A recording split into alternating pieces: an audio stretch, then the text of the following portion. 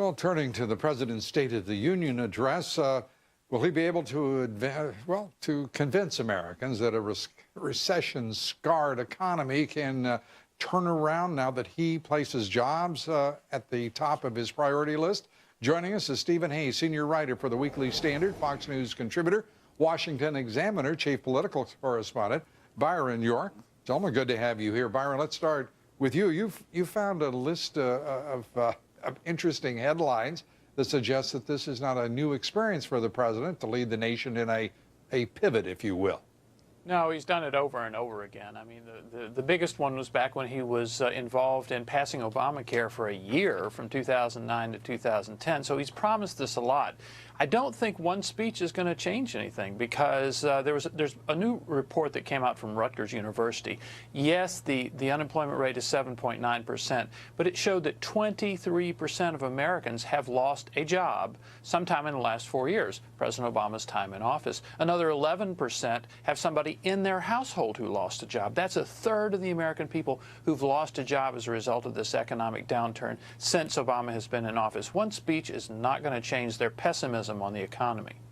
And Stephen, the very thought of a new address from this president on the economy and job creation, with Nancy Pelosi, the House Minority Leader, saying that spending isn't a problem as he calls for more spending. Is there some point at which we become simply abused children in this country? Because this is becoming, I mean, awfully tiresome that people are saying things that are fundamentally, empirically, demonstrably untrue. And my God, we look up and they are elected officials of our government. Yeah, it's pretty extraordinary. And remember, Nancy Pelosi was basically just echoing sentiments from the president himself. I mean, it was reported in the Wall Street Journal that Barack Obama had told John Boehner that he didn't believe that there was a spending problem. And what was interesting to that, I followed up a couple weeks later with the Speaker's office and did some checking. The White House never even pushed back on the claim that the president had told Speaker Boehner that there was no spending problem in the country. Right. So it was something that the White House basically accepted as true, that the president had said that there wasn't, in fact, a spending problem. So how do Republicans try to reach good faith agreements or have good faith negotiations about reducing the size and scope of government with a president who doesn't believe that needs to happen? And that's the problem. And reports today, Byron, that the White House is calling on the House to come up and let's talk sequestered, precisely what Speaker Boehner had said he would not do. Is a trap being laid? Is it springing as we speak? Well, the president would like to lay the trap, and in the speech, he's going to talk about some of the terrible, terrible things that would happen if sequestration goes through. But as far as I can tell from talking to Republicans in House and Senate, they are really pretty dug in on this because sequestration is the law right now. You do nothing, and these cuts, $1.2 trillion in cuts, happen. And if you open it back up, as the president is going to make the case for doing, and create some sort of mixture of some budget cuts and then new taxes in the form of, expanding the base or getting rid of some loopholes, you're not going to get the cuts that you already have in the law in sequestration. You know, nothing fascinates me so much as talking about sequestration, budget deficits, mounting national debt, getting down to all those zeros.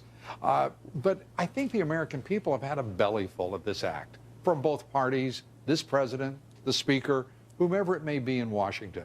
Isn't it about time that we found somebody within this Congress, within this Senate, and perhaps in the White House, roving the halls late at night, someone who could talk about the quality of life in this country, a vision for the future, and how we're going to go about getting there without a Senate that won't even pass a budget, a president who will not propose sincerely a budget and a blueprint for our future. Isn't it about time some people awaken down there, Mr. Hayes? Yeah, it's long past time, I would argue. I mean, you're hearing some of these things from Republicans. I think Republicans do deserve credit for doing the kinds of things that they've done to restrain spending in the past, whether it's passing Paul Ryan's budget, whether it's already passing bills that would have replaced the sequester. Doesn't the expression ad nauseum doesn't it cry out to have that addition to when we talk about that?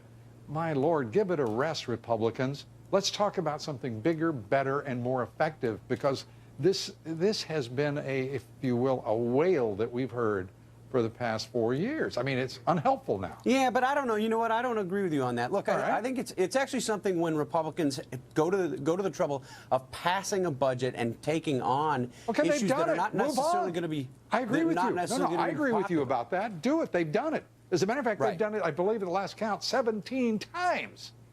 Right. I mean, at what point do you say, Lou? we put down our marker? Yeah, Lou, well, I think that's the frustrating part. I think for Republicans is they've done this, and now the question is, what can you do with control of just one House of Congress? But it's clearly not. Well, one thing you could do is not wear us out, and perhaps the other thing you might be able to do if you chose to do that is start articulating a new and compelling message. Byron York, you get the last word here tonight. If you listen to Republicans in Congress, they'll say, one, they were locked into doing a lot of these things. There really was a law that would have raised taxes on January 1st. It had to be dealt with. Really, as a debt ceiling has to be dealt with. No problem with that.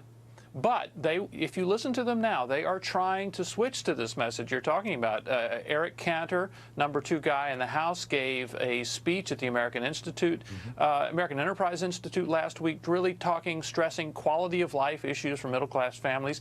Listen to what Marco Rubio says in the Republican response to the State of the Union. He's going to be talking about that as well. They themselves are trying to pivot from some of these fiscal fights to a more quality of life, America's economic well-being argument.